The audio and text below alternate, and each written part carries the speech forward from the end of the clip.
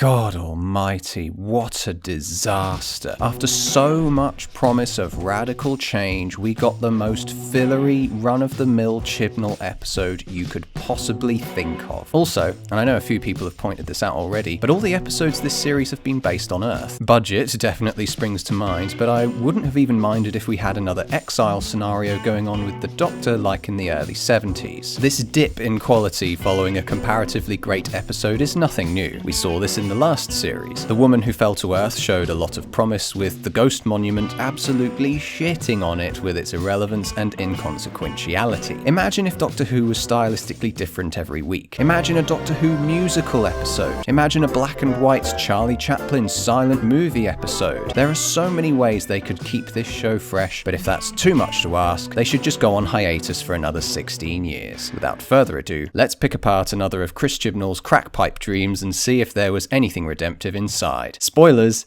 there isn't. The episode kicks off with this horrendous monologue from the Doctor. It states things in such black and white terms that have nothing to do with anything really. I think the show was just trying to go for a Gravity-style opening, but that gets completely derailed when we're suddenly thrown into a shop. There were sprinklings of an idea here, in that Jake, this ex-cop, would be too embittered by his situation to be capable of qualities such as forgiveness. Sadly, this never follows through, as he just becomes this tag-along character with a few quips and a great big kiss at the end. Then we jumped again to another location. I know they prepped us for this at the end of the previous episode, but there's too much being thrown in here for a simple-minded person like myself to really cling on to. This vlogger character who keeps looking over her shoulder and not noticing the rubbish to come was totally unbelievable. Then apparently they camp there for no reason. Say they start filming an expose or a reaction to this polluted area. We'd have a reason for them to stay. Instead, they slept there just because the plot required an introduction to the poorly conceived and seriously cheap quote-unquote monster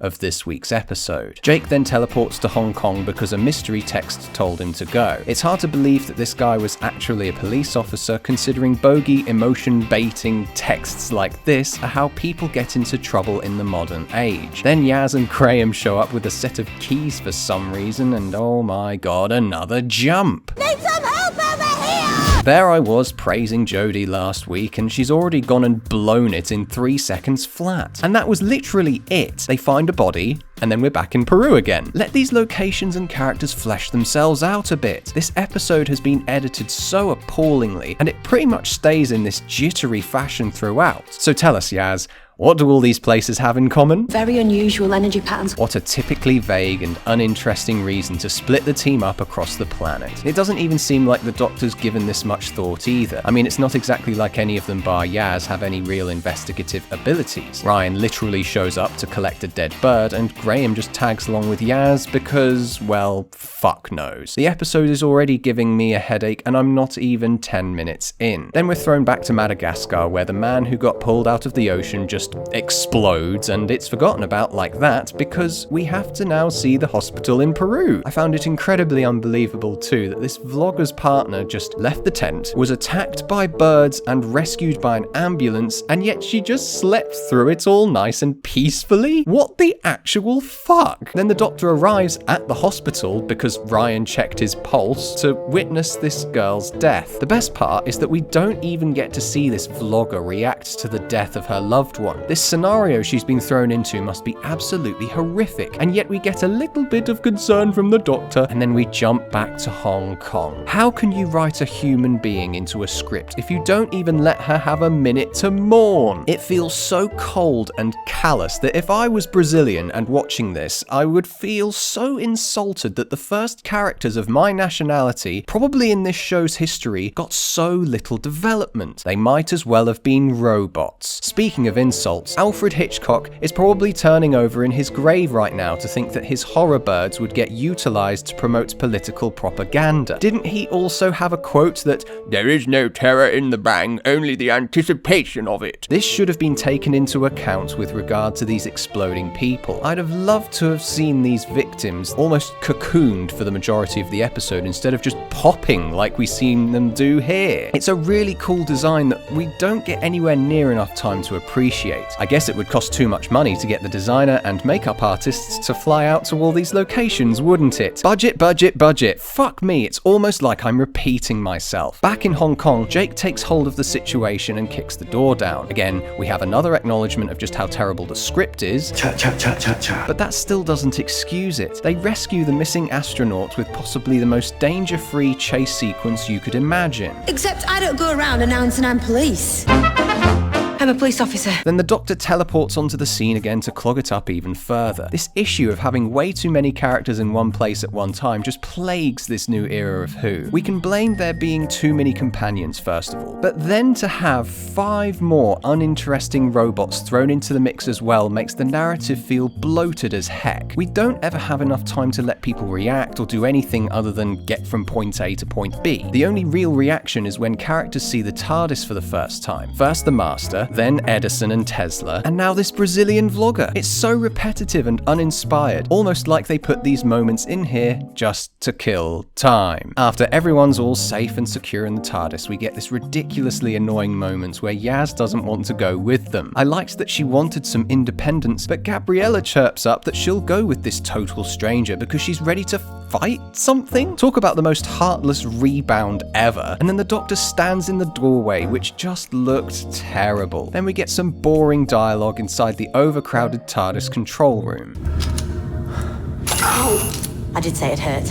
No, you didn't. Well, I meant to. Was this meant to be funny or something? Then the TARDIS lands back in Madagascar, where the 2 people who live there were just standing waiting for the TARDIS to land right in front of them. This is not an ordinary day. No, very not ordinary. My god, the dialogue just makes me want to gag. The worst part is that the TARDIS lands so far away from the lab that they have to carry this poor astronaut all the way there instead of just landing inside or right outside the base. When you make decisions like this, just to get this boring character caught up with all that's happening, it makes the characters appear insensitive and therefore unlikable. You're supposed to be rooting for these characters, not wanting them to get in the fucking sea. And then the birds just teleport into existence above their heads and they're all just standing there like robots. Why? Because they're being watched? Then they all go inside, which has windows anyway, so they could watch them from inside, and they leave Amaru, this disposable character, outside to keep an eye on them. It's absolutely baffling to rewatch this and just think, somebody wrote this. It obviously wasn't challenged for not making an ounce of sense, but it doesn't matter because we're back in Hong Kong for some random pop music. Guess you recognize me? No, 2 girls rooming. I haven't seen it.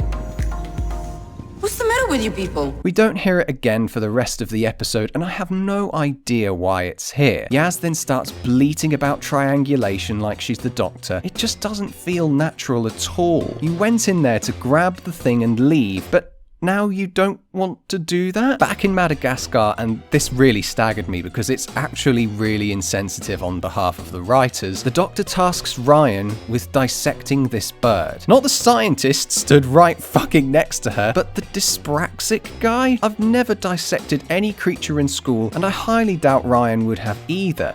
But, as these unquestioning drones in substitute for companions do, he obliges. Same thing happens with Graham giving medicine to Adam. I was happy Jake was like, I have no idea how to do that. But Graham's experience with drips was enough to make this fantastical event a reality. Just do it, guys. I have to appear in control because I'm the first female Doctor. After all this has been assigned, only then does the Doctor ask what kind of science they do here. Fucking-leavable. They accidentally get a good shot of these 2 blokes right here, only to be ruined by Graham asking Jake a seriously personal question about his relationship with his husband. 1 second, Jake is like, go away. The next, he's spilling his beans about why they broke up. Why'd you spill your beans? Things just went from bad to shit again with the 2 girls roaming. They end up in the cheapest looking set imaginable. We're still alive. We didn't die. Who said that you would? What even is it? It's net, you fucking clod! Back in the lab, we get more alienating dialogue, essentially establishing that the birds are infected with plastic. Autons? No, can't be Autons. Because that would be too good of a twist, wouldn't it? Then we get the big preachy speech about how we're all full of it, and my god. Whatever happened to Human beings, you are amazing! The main point of contention for me is this. Who doesn't know about microplastics already? You're talking to the audience as if they don't know what they are. Most people can't actually do anything about the plastic in the ocean. Most people are too busy struggling with their own lives to bother with this stuff. She wouldn't dare blame China, Indonesia, Nestle, or Coca-Cola, because that wouldn't be politically correct or brand sensitive, would it? I hate this shit. The birds then kill this cardboard cutout of a human being in a fashion not too dissimilar from the Birdemic movies. It looks awful. Then Suki Cheng is revealed to be a bad guy for some reason and just teleports away. It's here that things got so bad that I realized what I was watching was actually fucking terrible.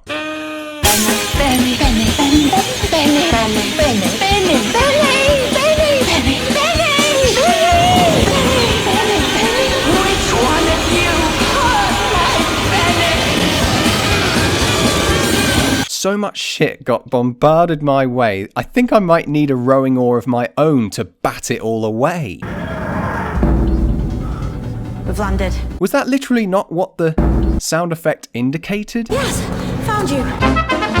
Doctor, found you. Then the doctor establishes that the alien base Yaz has found is beneath a gyre of plastic in the Indian Ocean. The doctor then talks as though she's a fucking tour guide in a museum. A giant monolith to the plastic era of human history. And they meet up with Suzuki Swift, who has a laser gun that's bigger than she is. Oh my god, this bit was so funny. It just didn't stop. The doctor starts rapping about, I don't know, nothing basically, and it's just so incredible to see how much of a walking mouthpiece this regeneration is. She has a gun pointed to her face and just keeps waffling on like she's in a bubble or something. Then Suki gets blown up and it just had me in stitches because of how unresponsive the doctor was to it. I think the most impressively stupid aspect of this episode was watching characters who obviously have no idea what they're doing act as though they do. Engine vents on, apparently. System set to automated time venting, I think. Manual bypassed.